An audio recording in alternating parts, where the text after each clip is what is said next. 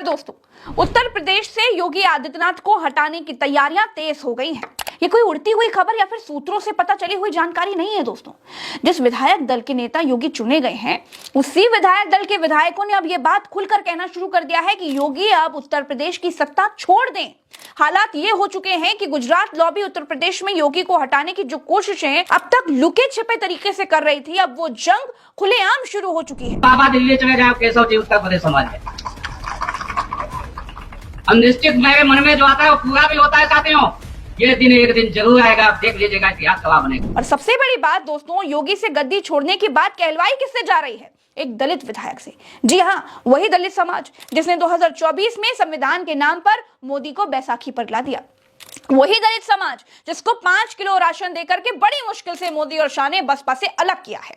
वही दलित समाज जिसको साधने के लिए उत्तर प्रदेश में प्रदेश अध्यक्ष दलित समाज से बनाने की बातें चल रही हैं। दोस्तों, मैसेज और साजिश दोनों बड़ी हैं।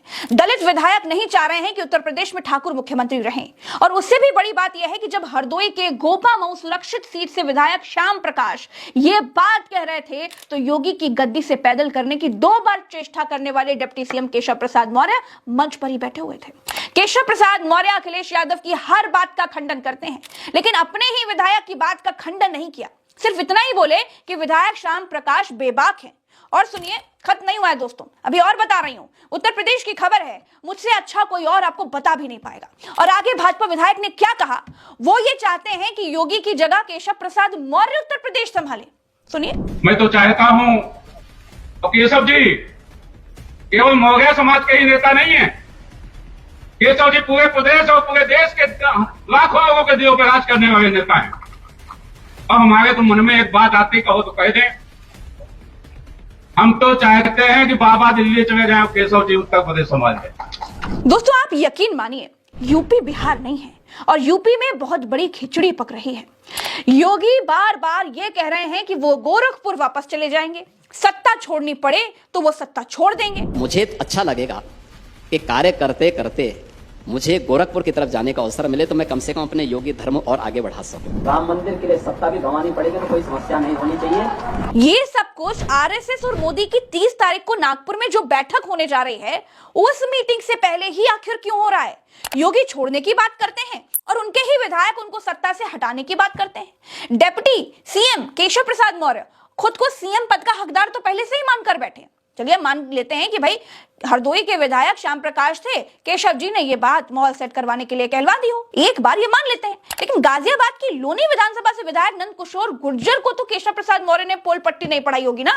नंद किशोर गुर्जर योगी के बारे में कहते हैं कि योगी के ऊपर अधिकारियों ने काला जादू करा दिया है। यानी वो कहना चाहते हैं कि योगी से उत्तर प्रदेश संभाले नहीं संभल रहा है, अधिकारियों ने मुख्यमंत्री की कुर्सी हाईजैक कर रखी है। अनुप्रिया पटेल के पति और योगी की कैबिनेट के मंत्री आशीष पटेल कुछ दिन पहले योगी आदित्यनाथ के खिलाफ मोर्चा खोले हुए थे।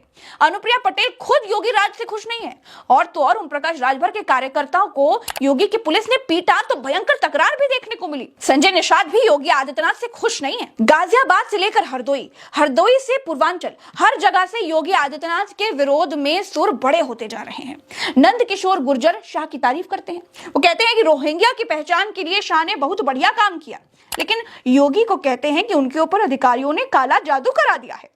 एक बात पर आप गौर करेंगे तो आप पाएंगे कि भाजपा की आदत में अंग्रेजों वाली फूट डालो और राज करो वाली नीति रही है।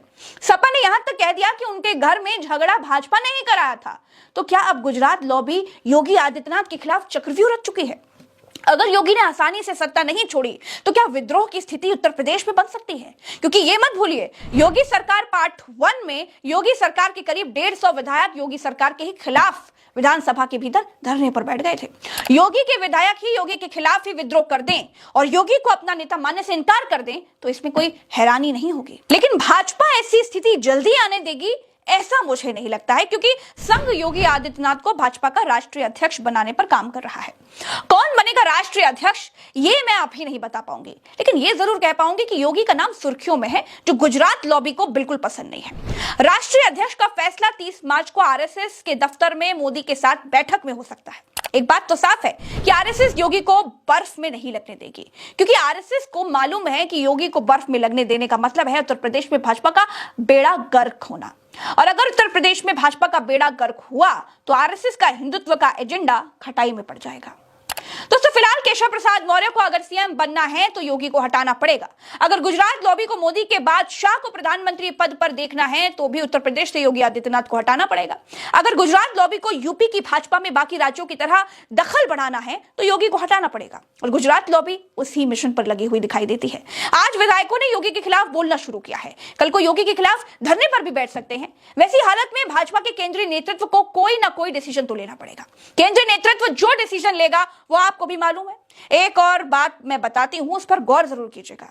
ये वीडियो देखिए, ये वीडियो देखकर बहुतों को मिर्ची लगेगी, लेकिन एक बात और कहूंगी, जिन योगी आदित्यनाथ के सामने बोलने में विपक्ष के नेताओं की धुकधुकी बढ़ती रहती है, उन योगी आदित्यनाथ के खिलाफ उनके ही विधायक बोल रहे हैं, तो जरूर उनके पीछे ढाल बनकर कोई ना कोई बड़ी शक्ति तो खड़ी है, इसमें कोई दो राय नहीं है। तो उत्तर प्रदेश में क्या होगा? योगी आदित्यनाथ राष्ट्रीय अध्यक्ष बनेंगे या फिर वापस मठ जाएंगे, या फिर योगी आदित्यनाथ उत्तर प्रदेश में भाजपा के ताबूत में आखिरी कील साबित होंगे, ये वक्त बताएगा। लेकिन एक बात और है जो खुल करके तो नहीं कहूंगी, बड़े विश्वास के साथ किसी नेता ने मुझसे एक बात कही है कि उत्तर प्रदेश में विपक्ष भी इसीलिए चुपचाप है क्योंकि उनको यह बात मालूम है कि आज नहीं तो कल दुश्मन दोस्त बनेंगे।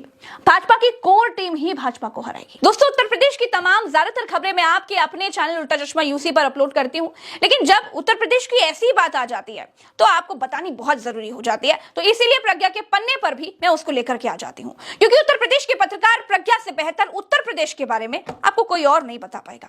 आज ओम प्रकाश राजभर जी के यहाँ होली मिलन समारोह का न्योता है, देखती हूं अगर वहां जाऊंगी वहां से क्या खबरें निकलती हैं निकाल कर जरूर लाऊंगी। लेकिन वक्त उत्तर प्रदेश की सियासत में बड़ा नाजुक चल रहा है। और एक बात और बताती हूं जो मैंने अनुभव किया है, खबरें माइक लेकर के घूमने से नहीं निकलती हैं, खबर खामोशी से निकलती हैं। आप सब अपने चैनल प्रज्ञा के पन्ना को इतना प्यार देते हैं, इसके लिए आप सब लोगों का बहुत बहुत शुक्रिया। हर दिन कोई ना कोई वीडियो हमारा ट्रेंडिंग कराते हैं, इसके लिए धन्यवाद। चैनल को सब्सक्राइब करते रहिए, हमारी ताकत बढ़ाते रहिए। जय हिंद।